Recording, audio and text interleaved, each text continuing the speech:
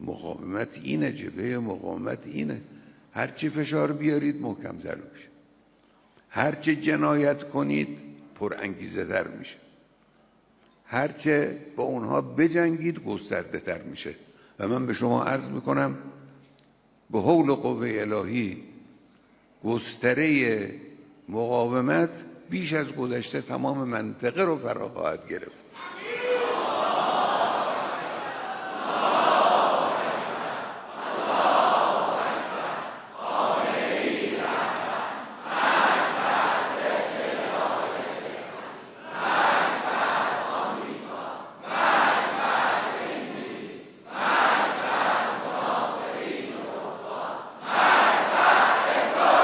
اون تعلیلگر نادان بیخبر از معنای مقاومت خیال میکنه که مقاومت که ضعیف شد ایران اسلامی هم ضعیف خواهد شد. من عرض میکنم به حول و قوه الهی به اذن الله تعالی ایران قوی مقتدر است و مقتدرتر هم خواهد شد.